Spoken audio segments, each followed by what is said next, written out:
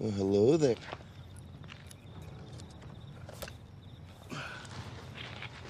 Santos, your girlfriend's getting away. What are you doing, Lud?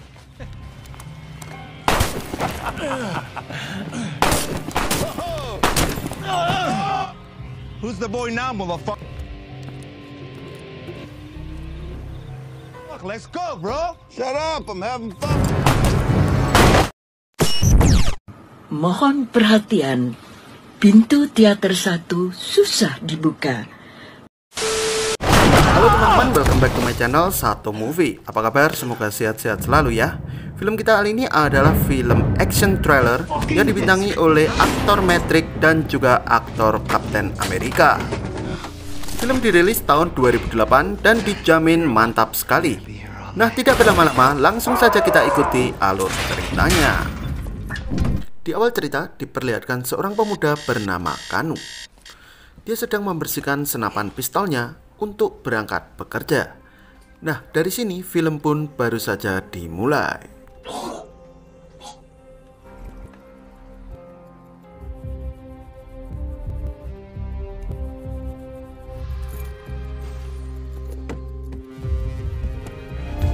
Diketahui ternyata Kanu adalah seorang polisi. Suatu hari, Kanu menyamar sebagai penjual senjata dan pergi melakukan transaksi dengan beberapa gangster Jepang. Konnichiwa. You want to smoke? You got the shit or not? Yeah. We said a machine gun. It is a machine. Mowed down one of your Karena transaksi senjata ilegal itu tak sesuai dengan keinginan para gangster, maka gangster itu sangatlah marah dan menghajar Kanu. Tak hanya itu, mobil Kanu pun dibawa oleh mereka untuk pergi melarikan diri. Tak berselang lama, Kanu dapat melacak keberadaan mereka karena mobilnya dipasang GPS. Datanglah Kanu ke tempat itu dan menghabisi mereka.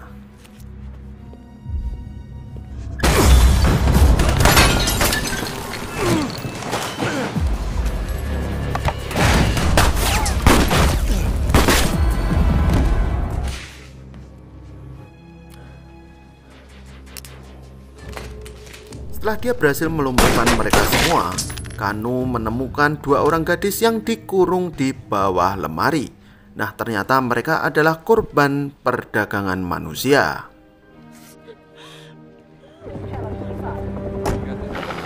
How can you shoot a guy? To be a hero anytime, any place, right, Lud? Huh, Lud? The girls are being the family short. LA Times detective. Singular. Man, you could have just saved some for us, huh? What's going on? Hey! This is real! Find Ted Berman. Mill, back to the barn. Start writing.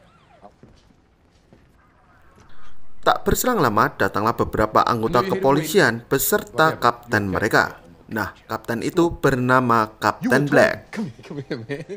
Setelah mendapatkan nasihat dan investigasi dari si kapten, Kanu pun berusaha keluar untuk menghirup udara segar. Kemudian saat itu dia bertemu dengan seorang anggota polisi yang bernama Washington. Washington saat itu mencela tindakan Kanu yang membunuh mereka semua dan menganggapnya rasis. Washington juga menganggap mereka berhak hidup melalui peradilan hukum. Karena ucapan Washington itu, Kanu pun tersinggung dan terjadilah cekcok di antara mereka. Selanjutnya di tempat lain, yaitu di rumah sakit, Kanu yang sedang mendapatkan perawatan didatangi seorang yang mengaku agen asuransi. Tak lama kemudian datanglah seorang polisi lain yang memberikan kartu nama kepadanya. Nah, dari sini diketahui bahwa agen asuransi itu adalah Kapten Giggs. Kemudian Kapten Giggs memberitahu Kanu untuk merahasiakan pertemuan mereka dari Kapten Black dan koleganya. Nah, ini semua untuk kebaikan bersama. Selanjutnya pada hari Minggu, Kanu datang menghadiri pesta keberhasilannya yang dirayakan oleh Kapten Black dan juga koleganya. Nah, di tempat restoran yang nyaman dan sejuk itu, ternyata Washington pun juga bercakap-cakap dengan seseorang yang ternyata Kapten Giggs. Nah, dari situ Kapten Black memberitahu Kanu bahwa Washington sering memberikan gosip yang tidak baik mengenai dirinya kepada Kapten Giggs. came at me like Joe. Dikatakan bahwa Washington mengatakan bahwa Kanu adalah polisi yang kotor. Kemudian Kapten Black meminta Kanu untuk tak menemui Washington demi keamanan bersama. That's your life. That's your life right there. I'm here right now. Have a seat. Come on. Focus on you, Tom. And I took care of you. Keesokan harinya, Kanu membutuhkan Washington dalam sebuah perjalanan pulang kerja. Kemudian berhentilah Washington di sebuah Indomaret. Lalu dengan segera Kanu membuntutinya. Akan tetapi saat akan masuk ke dalam, dia melihat dua orang gangster lokal yang mencurigakan dengan membawa senjata laras panjang masuk ke dalam. Saat itu tiba-tiba saja Kanu dipukul oleh Washington hingga terkapar. Saat Kanu ingin menjelaskan semua, tiba-tiba beberapa tembakan mengarah kepada mereka. Karena mereka berdua dapat menghindar dan kemudian melakukan perlawanan. Tom yang tak dapat melihat dengan jelas tak sengaja menembak mengenai Washington. Dan saat itu para gangster mengambil kesempatan dengan memberontongkan berbagai macam peluru ke arahnya. Dan kemudian tewaslah Washington. Selanjutnya datanglah Kapten Black beserta pasukannya ke TKP. Di sini Kanu diinterogasi oleh mereka karena dianggap satu-satunya saksi yang melihat kejadian itu.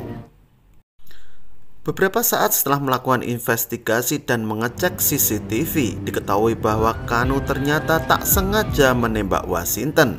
Akan tetapi pikiran mereka berkata bahwa Kanu bisa saja dengan sengaja membunuh Washington. Kemudian Kapten Black berkata kepada Kanu, bisa saja Kapten Kick memenjarakannya. Hal ini dikarenakan terlihat dari CCTV dengan jelas dia menembak Washington.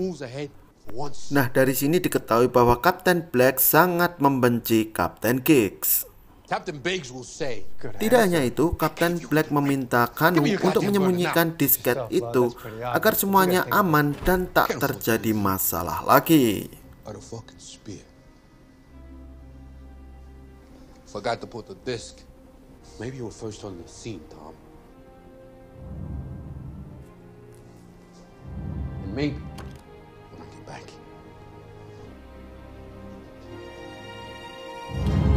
Keesokan harinya di kantor polisi terlihat beberapa headline dari surat kabar yang mengatakan bahwa Kanu adalah pahlawan yang terlambat menyelamatkan kawannya. Kemudian si kapten juga memindah tugaskan Kanu ke bagian pelayanan masyarakat. Hari berganti hari, Kanu terlihat sangat sibuk melayani keluhan dan laporan dari masyarakat di sekitar kotanya. Suatu hari datanglah Kapten Kick menemui Kanu dan mengajaknya untuk wawancara. Di sini Kapten Kick juga mengetahui semua yang terjadi. Dia bahkan tahu mengenai rekaman CCTV yang hilang. Dan juga saat Kanu menembak Washington secara tak sengaja. Nah, kemudian beliau mengatakan akan menangkap pelaku sebenarnya. What would you say if I told you? Sounds like three. It doesn't bother you that they're... Why'd you let them get away, gunfighter? Kemudian bertemulah Kanu dengan seorang polisi tampan pemeran Kapten Amerika yang bernama Chris. Kanu berniat meminta laporan hasil penyelidikan kasusnya, yang mana kasus itu ternyata terdapat 3 jenis peluru yang berbeda yang mengenai tubuh Washington. Saat itu Chris belum mau memberikan informasi kepadanya. Lalu mereka semua berjalan menuju ke parkiran. Nah, kemudian Chris mendapatkan telepon dari bagian lab mengenai siapa pelaku pembunuhan. Kemudian dengan semangat Kanu meminta Chris untuk memberikan informasi kepadanya dan kemudian dia pergi.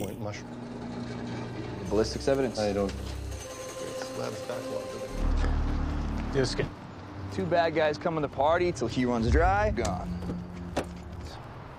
No one's gonna. They get a pass, you get a pass. And Clady said you were on board. You're more worried about yourself. Hey, catch a felony for obstruction? If I'm cleaning it up.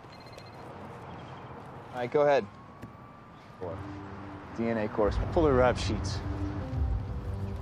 Pada malam harinya, Kanu menyambangi rumah Kapten Black untuk menginformasikan siapa pelakunya dan meminta izin untuk menangkapnya. Akan tetapi, anehnya si Kapten seakan-akan menolak rencana si Kanu. Bahkan si Kapten mengatakan untuk tenang saja dan menjauhi perkara itu demi kebaikan bersama. He's got a PhD. You know all this. Selanjutnya Kanu mengajak Chris menuju sebuah pemukiman kaum hitam dan Meksiko di pinggiran kota Amerika. Saat mereka mendatangi sebuah rumah, tiba-tiba saja ada seseorang yang hendak melarikan diri. Nah, dari sini Chris dan Kanu pun mengejarnya. Singkat cerita, si gundul itu tertangkap dan nyangkut di pagar berduri. Di sini pun Kanu dan Chris mendapatkan sebuah nama pelaku yang bernama Grill yang tinggal di kota 40. Perkiraan mereka mencari Grill. Sesampainya di TKP, Kanu mendobrak pintu dan menghajarnya. Setelah mendapatkan dukungan mentah dari Matrix dan juga Kapten Amerika, Grill pun akhirnya menyerah dan memberikan informasi mengenai temannya yang tinggal di sebuah kota mungkin mengetahui semua kejadian ini. Nah, sebagai gantinya, sebelum informasi itu valid, Grill pun ditangkap oleh mereka dan dibawa ke kantor polisi.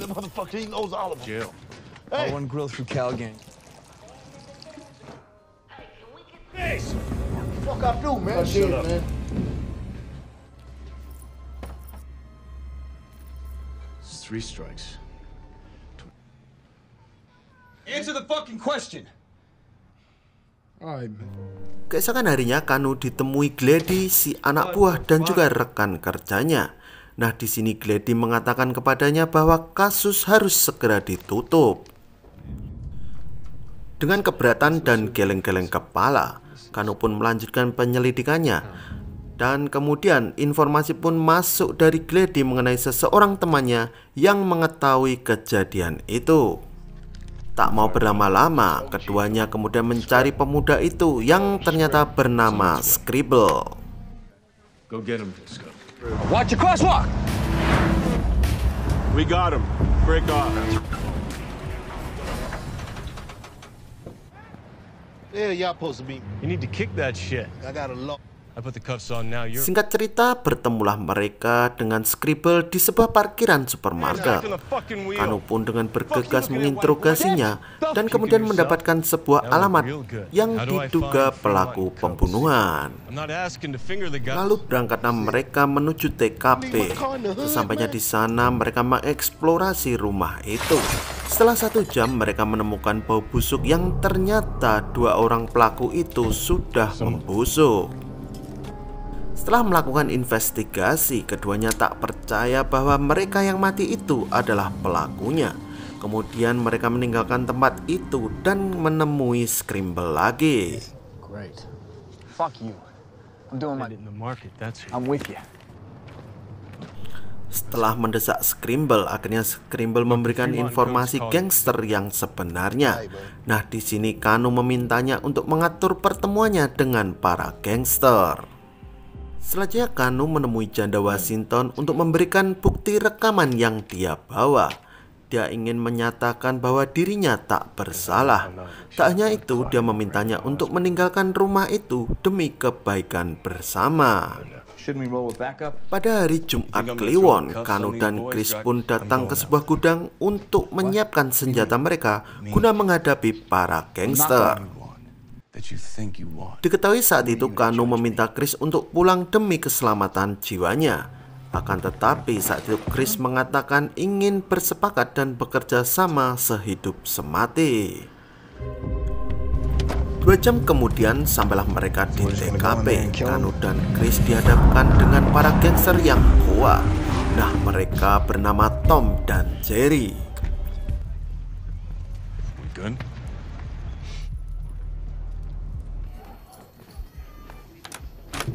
Fucking wall. the hell is this? Secara to the point, Kanu bertanya kepada mereka mengenai 2 orang pelaku pembunuhan yang menewaskan Washington. Salah satu dari mereka bertanya kepada Kanu apakah mereka datang ke sini untuk membalas dendam. Kemudian tiba-tiba saja salah satu dari mereka menembak Chris hingga terkapar. Nah, dari sini awal mula baku tembak terjadi. Worldwide war on terror, dope. That was you, right? You know this cat. It's the same mother.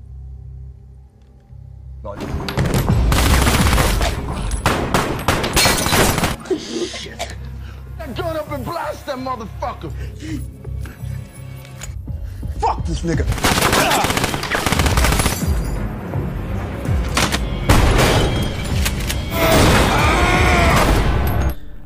Setelah Kanu berhasil melumpuhkan para bandit-bandit itu, pulanglah Kanu ke rumah untuk dirawat oleh kekasihnya. Sambil mengobati Kanu, Jen menangis terseduh-seduh karena melihat berita mengenai Kanu. Nah, di berita itu Kanu dianggap sebagai buronan polisi yang berbahaya. Tak lama kemudian pintu rumah mereka didobrak oleh Santos dan para rekannya. Kemudian Kanu pun ditangkap oleh mereka. Dalam perjalanannya yang entah kemana, Kanu memberanikan diri untuk bertanya kepada mereka. Kanu penasaran siapa sebenarnya dalang dari semua ini dan mengapa mereka menangkapnya. Mereka pun akhirnya buka mulut dan mengatakan bahwa Kapten Black lah pelaku sebenarnya. Kanu yang cerdas berhasil membuka borgolnya dan tak diketahui oleh mereka semua. Kemudian Kanu mulai menghajar si sopir dan terjadilah baku hantam di antara mereka. Akan tetapi singkat cerita, Santos berhasil memukul KO Kanu hingga pingsan. Bangun dari pingsan, ternyata Kanu berada di sebuah rumah yang telah dia datangi sebelumnya. Kemudian Santos dan rekannya itu ingin sekali membunuhnya, akan tetapi dia mempermainkan Santos dengan cara menembakinya. Saat itu Kanu berusaha kabur dengan terus merangkak menuju ke semak-semak.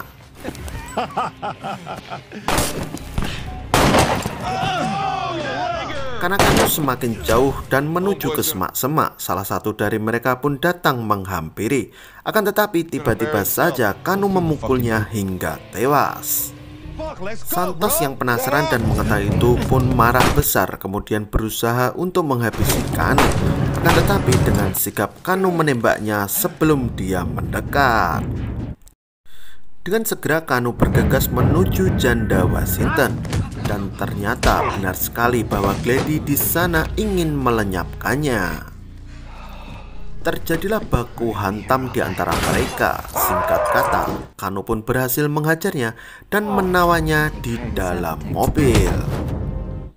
Kanu dengan segera menyambangi rumah Kapten Black untuk melakukan perhitungan dengannya. Singkat cerita, Kanu sudah berada di rumah Kapten Black. Dia berkata kepadanya telah membunuh Santos dan rekannya. Kemudian Kanu memintanya untuk menghubungi salah satu dari mereka, yaitu si Glady. Nah, kemudian Kapten Black mengirimkan WhatsApp kepada si Glady. Nah, kemudian ponselnya pun berdering, yang ternyata ponsel itu berada di tangan Kanu. Setelah membuka ponsel Glady, Kanu membaca sebuah WhatsApp yang tertuliskan, "Dia ada di sini dan segera bunuh dia." Nah, dari sini diketahui bahwa jebakannya berhasil dan terbukti bahwa Kapten Black lah pelaku dari semuanya ini. Karena kepepet, Kapten Black pun berusaha untuk menghajar Kanu dan terjadilah baku hantam di antara mereka. 1 jam kemudian ternyata Kanu dapat melumpuhkannya dan kemudian memborgolnya. Walaupun tak berkutik, Kapten Black pun tak mau menyerah. Dia meminta Kanu untuk merobohkan tembok di depan rumahnya. Nah, ternyata di dalam tembok itu tersimpan jutaan dolar uang cash yang dia sembunyikan. Di sini Kapten Black berusaha untuk menyogoknya agar dia mau melepaskannya. Namun Kanu pun menolaknya dan kemudian menembaknya hingga tewas. Nah, dari sini film pun tamat. He would do it.